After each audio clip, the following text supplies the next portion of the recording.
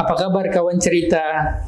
Jumpa lagi bersama saya Ahmad Ikhnas Hariman dalam acara program Asyik Siniar Kenali Perubahan Pascaliba. Jadi pada hari ini kita kedatangan tamu spesial dari Badan Pusat Statistik Republik Indonesia dengan Ibu Santi. Baik, selamat sore Bu Santi, boleh memperkenalkan diri Ibu, namanya siapa, dari mana, dan sebagai apa Bu? Ya, terima kasih Pak Ignatius. Ya, nama saya lengkapnya tadi dipanggilnya Mbak Santi, tapi nama saya lengkapnya Krisanti Widya. Saya adalah statistisi ahli media Direktorat Ketahanan Sosial, Kedeputian Bidang Statistik Sosial BPS RI. Saya tinggal di Jakarta. Dan alhamdulillah hari ini saya ketemu dengan teman-teman BPS Kabupaten Kota se-Sumatera Utara. Terima kasih atas penerimaannya. Ya. Iya, jadi dalam rangka apa nih Bu Santi ke Medan nih Bu? Ya, kami sebetulnya sosialisasi bagaimana penghitungan kemiskinan sampai level kabupaten kota. Dengan sumber data adalah Susenas Maret 2023. Data itu sudah dirilis, tapi kemarin saat rekon itu yang diundang hanya dari provinsi. Kebetulan sekarang BPS Kabupaten Kota kumpul, ya kita akhirnya bisa transfer itu ke kabupaten kota. Ya, mudah-mudahan teman-teman tadi mengerti apa arti dari berbagai indikator dalam yang sudah ada dalam publikasi kami dan yang sudah dirilis. Iya, jadi kesempatan besar ya Bu ya, jumpa langsung kawan-kawan dari BPS Kabupaten Kota se-Sumatera Utara. Iya, betul. Jadi saya bisa ketemu dengan kabupaten yang jauh-jauh ya. Iya, ada yang Bu. dari Nias, ternyata ada yang dari semuanya ya, ada di sini. Iya, Bu. Dan kalau misalnya perjalanan harus berapa kali tuh? Berapa kabupaten kota? Ada 33 Bu. 33, kan nggak mungkin. Nah ini kali ini ke 33 sekaligus dalam satu hari kan nggak mungkin. Jadi saya senang sekali bisa ketemu dengan teman-teman dari 33 BPS Kabupaten Kota se-Sumatera. Gitu, Iya Pak Bu. Ignatius. Jadi kawan cerita penasaran nih Bu terkait kemiskinan tadi ya Bu ya. Jadi kan mengenai kemiskinan kan tidak hanya dari P0 ya Bu ya, tetapi juga dari P1 dan P2. Atau ada sudut pandang lain dalam memahami angka kemiskinan tersebut Bu Santi? Ya, sebenarnya P0 itu kan persentase penduduk miskin ya. Persentase penduduk miskin, ketika kita sudah tahu P0-nya, maka kita akan tahu jumlah penduduknya dong. Karena kita bisa lihat dikalikan persen dikalikan dengan jumlah penduduk, itu P0. Tapi ternyata tidak cukup gitu ya untuk mengartikan melihat kemiskinan dari hanya P0-nya saja. Jadi kita harus lihat ada yang namanya P1 dan P2. P1 itu adalah indeks kedalaman kemiskinan. Jadi P0 itu dihitung dari mana nih? Kok dapat sih persennya gitu? Itu tadi saya udah jelaskan, itu kita menghitung garis kemiskinan. Nah, garis kemiskinan itu misal katakanlah 400.000, maka kan yang di bawah pendapatan per kapita per bulannya itu di bawah 400.000, maka dia penduduknya kategori di bawah garis kemiskinan. Itulah yang jumlah sekian banyak penduduk di bawah garis kemiskinan itulah yang penduduk miskin suatu wilayah. Nah, tentunya ketika garis kemiskinan itu 400.000, di sini kan ada 399.000, ada berapa sampai ke paling bawahnya tuh paling miskin di Sumatera Utara berapa rupiah sih di bawah gitu ya. Nah GK itu per kabupaten kota sih, jadi katakanlah kota Medan gitu kan tidak ngumpul di satu. Penduduk miskin Medan tuh tidak 398.000 per kapita di bawah itu. Kan ada macam-macam tuh. Ada macamnya itu. Kedalaman ini dirata-ratakan ketemulah P1 dalam satu kabupaten kota. Makanya P1-nya kan ada P0-nya per kabupaten kota, kemudian P1-nya juga per kabupaten kota. Itu. Ya, bisa dipahami kan ya? Bisa, Bu. Kedalaman. Terus ada lagi tadi P2 ya. Kalau P2 kalau tadi adalah kedalaman, seberapa besar sih penduduk miskin ini dalamnya ke kemiskinan itu dari jauhnya itu. Nah, kalau sekarang tadi jauh ke bawah, kalau ini jauh ke antar. P2 itu indeks keparahan kemiskinan. Jadi dia antar penduduk miskin itu sendiri ragamnya kan misalnya katakan penduduk miskinnya ada 30.000 orang dalam satu wilayah.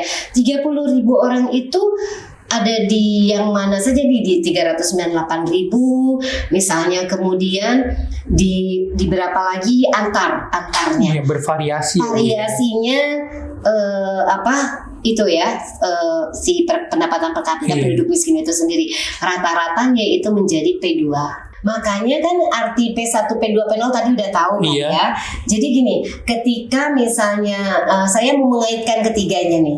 Ketika misalnya P1-nya turun, Iya, Bu. kan sudah diungkit nih naik ke atas P1-nya, jadi tidak, kedalamannya sudah berkurang nih, ini kedalamannya. Jadi sudah ada kemiskinan yang asalnya di sini misalnya di 300.000, ternyata dia udah naik ke 350.000 misalnya. Atau kalau berkurang kemiskinannya berarti dia sudah lompat di atas 400.000. Itu berarti sudah berhasil nih melompat di garis kemiskinan, berkuranglah kemiskinannya, maka angka kemiskinannya turun gitu kan. Tetapi ketika P1-nya itu turun, P0 kok ternyata belum tentu turun ya gitu. Kenapa tuh gitu? Karena P2-nya itu terlalu variasinya antar penduduk miskinnya terlalu banyak. P2-nya tinggi lah ya, katakan P2-nya tinggi, sehingga untuk suatu bantuan sosial katakan untuk itu kan jadi beragam dong. Programnya itu tidak bisa sama. Kalau dia variasi terlalu, tidak satu program bisa mengentaskan seluruh menjadi mendekati garis kemiskinan gitu, tidak itu. Sehingga makanya itu ketika P1-nya turun, P2-nya tapi naik gitu. Nah itu P0 belum tentu turun jadinya gitu. Wah, rumit sekali ya Bu ya untuk membahas orang miskin ini ya Bu ya. Bayangin. Iya. Kita ada 514 kabupaten kota. Betul. Artinya GK-nya ada 514, P0 ada 514, P1 514, P2 514. Iya. Bagaimana mensimulasikannya Bu ya? Iya, makanya tadi ada berbagai alternatif oleh tim penghitungan kemiskinan. Di beberapa alternatif metode 1, metode 2 sampai metode ideal. Iya. Nah, selanjutnya nih kawan cerita. Masih penasaran kan? Untuk mengenai purchasing power parity nih Bu, masih sering terjadi bias pemahaman kan Bu Santi ya. Karena biasanya purchasing power parity ini juga dipakai di indeks pembangunan manusia dan dasar kemiskinan ekstrim. Nah itu bagaimana itu Bu? Iya betul. Jadi PPP itu kan purchasing power parity itu sebetulnya singkatnya itu adalah kekuatan daya beli ya, paritas kekuatan daya beli.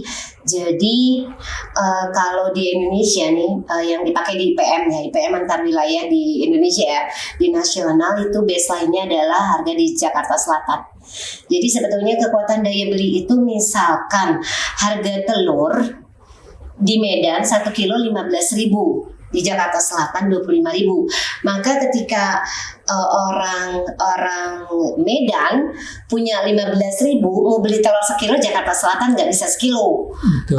Jadi hanya berapa gram gitu kan, nggak nyampe sekilo, setengah kilo lebih ya, bisa 60 gram. Nah itu seperti itu ya. Tapi kalau misalnya yang kita hubungkan dengan ekstrim itu sebenarnya yang menghitung itu adalah resminya itu World Bank. Jadi kalau World Bank yang menghitung berarti perbandingannya antar negara. Nah untuk kalau di Indonesia PPP itu baseline-nya untuk menghitung IPM itu adalah Jakarta Selatan. Karena IPM memang ada 3. IPM itu indeks pembangunan manusia itu terdiri dari sebenarnya indeks komposit ya, terbangun dari 3 indeks ya di bawahnya, yaitu untuk kesehatan pakai angka harapan hidup ya, untuk pendidikan pakai rata-rata lama sekolah, dan untuk ekonomi dia pakai PPP itu dengan baseline-nya. Untuk daya beli, untuk ekonomi pakai daya beli yaitu PPP tadi, itu baseline-nya pakai Jakarta Selatan untuk IPM. Tetapi untuk yang ekstrim, hubungannya PPP dengan kemiskinan ekstrim, kemiskinan ekstrim itu kan kemiskinan yang paling kerak-keraknya di bawah dong, paling dalam dari jaraknya dari garis kemiskinan, ya kan? Iya, Bu. Nah itu yang resminya World Bank itu pakai $1,9 PPP. itu baseline-nya bukan Jakarta Selatan dong. Kalau World Bank kan antar negara. Jadi dia pakai baseline-nya Amerika Serikat. Ya, bisa ya pakai Amerika, sehingga harga telur di Jakarta Selatan tadi 25.000, uang 25.000, kita tidak bisa tuh beli di sana. Jadi harga tertinggi dengan barang yang sama di Indonesia itu belum tentu kebeli di Amerika gitu. Itu sih hubungannya Ekstrim dengan PPP ya, Ekstrim itu mengeluarkan resmi adalah World Bank. Wah, Walaupun BPS kita ngutak-ngatik lah, pengen tahu juga dong gitu cara penghitungan kemiskinan ekstrim seperti apa ya. Kami tim penghitungan kemiskinan itu juga mencoba menghitung kemiskinan ekstrim. Teman-teman kadang-kadang suka ada yang konsultasi gitu kan ke pusat itu.